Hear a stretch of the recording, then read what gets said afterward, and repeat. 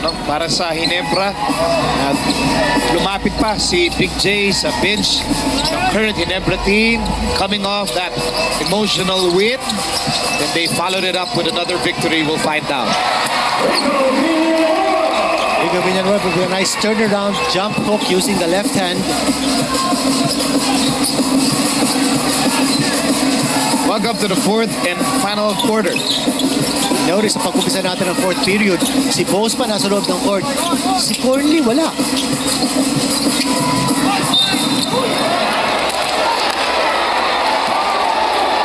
And Maliksi is called for the foul.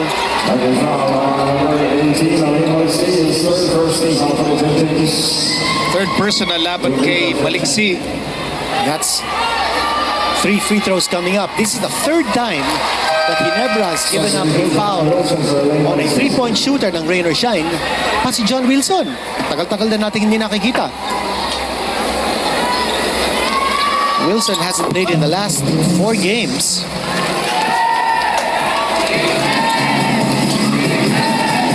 And for sure, he's there for defensive purposes.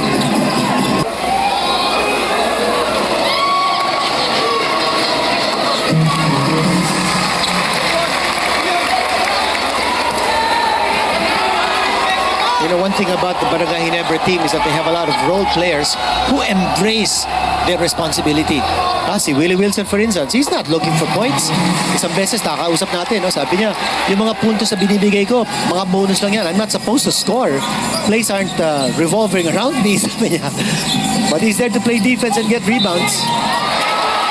Ito, nakawala si Paul Lee. Paul Lee naman, kabaliktaran. He's the exact opposite. He's supposed to score. Oo. So rain or shine needs some firepower. They need Paul Lee there, not only as a scorer, but also as someone who can draw the defense, invite the defense, and then he can dish off to find an open teammate. Question dito, how long is Coach Yeng Giao going to keep Corley sitting on the bench? Here's Helter Brand. Bosman. Bosman a little gun shy in this game.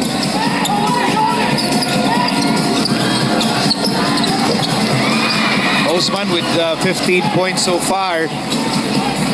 That's a defensive stop para sa rain or shine. Here's Paul Lee. Jeff Chan for 3. Binabanggit natin si John Wilson in the game for defensive purposes. Tama yun. Because he's there defending Paul Lee. Villanueva against Kinyan. Pasa, Hilterbrand.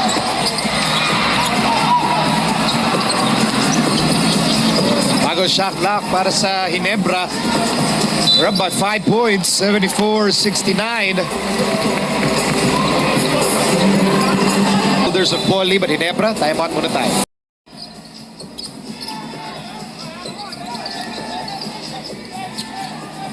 Willie Wilson against Jervy Cruz. Sinasabi natin kanina, si Willie Wilson is not supposed to look for the basket. Maminsan-minsan lang. Mahirap itong ginawa niya. He had to improvise at nandun yung depensa ni Jervy Cruz. But one thing though, hindi siya dino-double team ng rain or shine. And he knew that. Kung single coverage, sabi siguro ni Willie Wilson, I'm gonna take my chances. Like I said, paminsan-minsan lang. Yeah. So nasa mga unang bagi tayo ng fourth and final quarter. Rain or shine, naghahabol. Shot clock down to 10. So Corley's back. Pasad Norwood.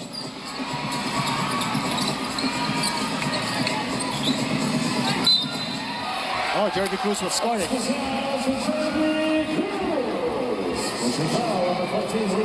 Jervy Cruz, first 2 points. Taka ka, 8 rebounds na yan, ha?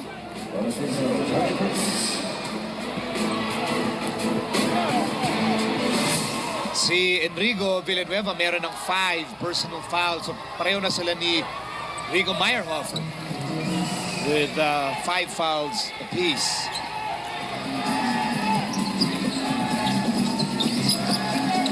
Here's Hilterbrand. And he'll go to the line. What a brilliant play. Ito na naman sinasabi natin, the high pick set up there for Hildebrand.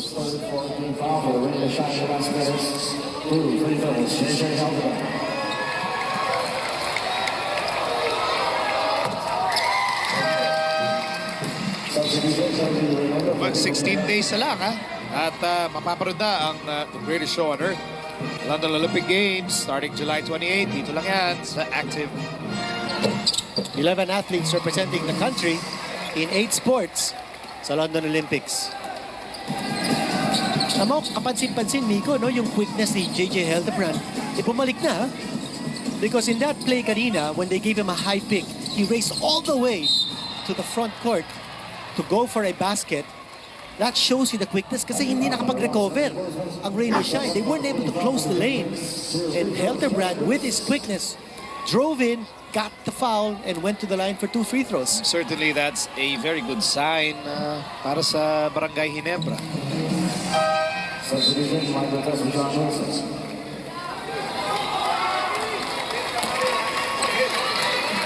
Quality minutes mula kay John Wilson. Mike Cortez and back in the ball game.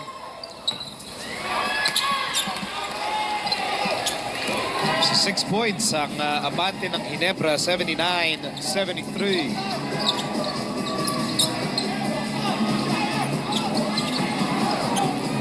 Boseman wants the ball. Laban kay Aranya. Here's Kirby.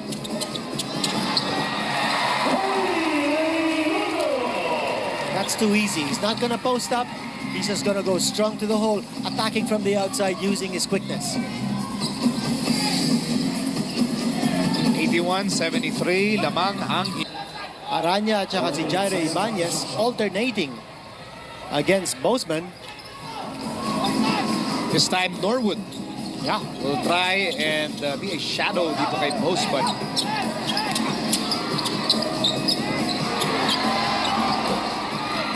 Rebound Norwood. So nag-aabol ang Rain or Shine with over 7 minutes to go in the fourth. Paul Lee. Oh, yes. It's a big shot. Ito na naman, yung tropang Poli. Tropang Tondo.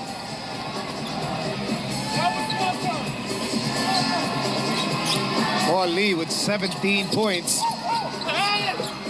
That's a basket para kay Boseman. And that was a physical play. If I ever saw one. Ginamit na ni Boseman ang kanyang katawan to be able to get the space and the shot. 17 points for Boseman tonight. Hornley against Kirby. They go inside, Jervy Cruz. Outside, Jeff Chan. That's the one missing link. The outside conversions of Jeff Chan dito sa second half. Tama yun, no? He's going 2 out of 9 from that distance. Overall, 6 out of 22. Naku, walang tinamaan nyo from the side of the board. Ooh! Missed it. He's not a finisher on the break. Up sa laro na to, Paul Lee, rookie. Sensation. 19 points so far.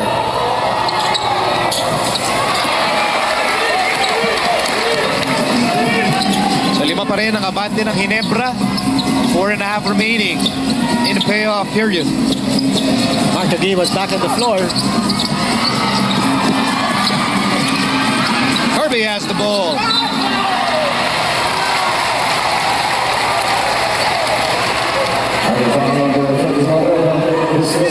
Lee, si Boseman. That's respect. Yeah, even with Gabe Norwood on the floor, na kanina tinatawag dinidepensa ni Boseman. Looking for a 3-point shot. What a struggle in the second half para kay Jeff Chad. Here's Kagiwa. Kagiwa against Paul Lee, the veteran, against the rookie. And Kagiwa attacks and misses. Rudy Hatfield, what a job off the offensive glass. He's got 10 offensive rebounds. Hornley.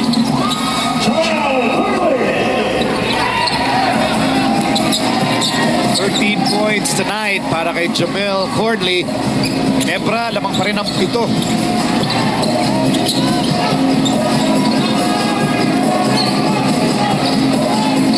Osman. Saw an opening. And he also saw Bo Belga, the only man that was the obstacle between him and the basket.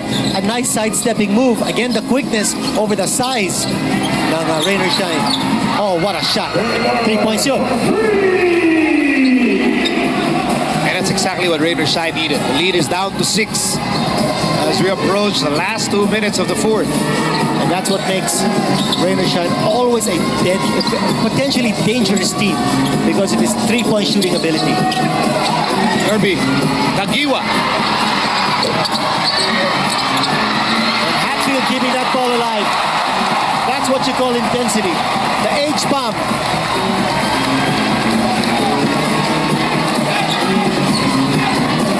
Hindi na re-reflect yun sa statistics kasi hindi siya nakakuha ng offensive rebound. But he kept the ball alive. Managed to give him the offensive rebound. Here's Kirby pulling up. No.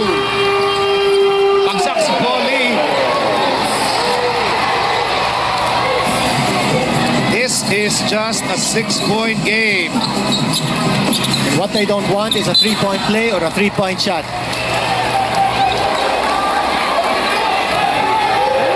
Si Rudy Hatfield, 36th player in PBA history, reached 2,000 defensive rebounds plateau. Not just a place, a plateau. Oh. And it's such an exclusive club. Taulabas there, Eric Meg, Danny I, among the legends, Abit Kidaben, Mon Fernandez, the captain, Alvin Patrimonio, and a point guard by the name of Robert Jaworski. Okay. So that selected company at si Rudy Hatfield. Tagtagan pa natin some information about him. His 8-point output in this game is his highest over the last 7 games. Yan po si Rudy Hatfield.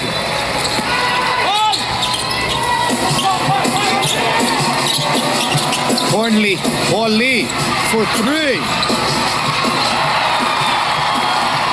The shot was defended by Postman, no less. It did not bite. So it's still a 6-point game para sa Ginebra. Again, we remind you of the ramifications. Exactly. Yung rain or shine, kung manalo sila rito, they'll have a playoff or a final spot. Ang Ginebra, lumalapit na sa kanilang ambisyon na to barge into the into the finals rather. At ang Brgy Ginebra in this quarter has not hit a single 3-point shot, but they are perfect from the line at 7 out of 7, and they've out-rebounded Rain or Shine 13-7.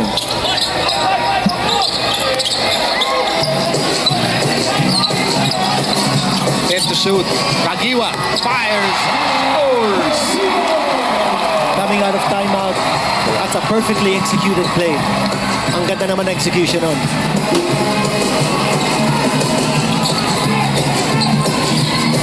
So the lead is extended to 8. 2 free throws para kay Gabe Norwood.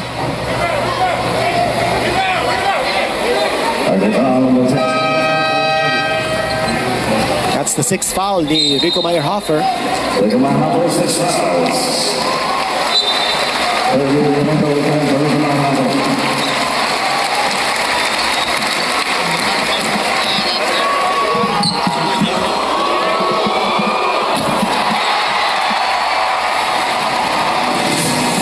Isang klarong-klarong depensa atin ng clear men, 0 dandruff. Rudy Hatfield is all over the court. So lamang pa rin ang Ginebra, 93-86. Talk about the efficiency ni Rudy Hatfield. Only 1 turnover in this game so far in 25 minutes. Shot clock down to 10. 1 minute to play in the fourth.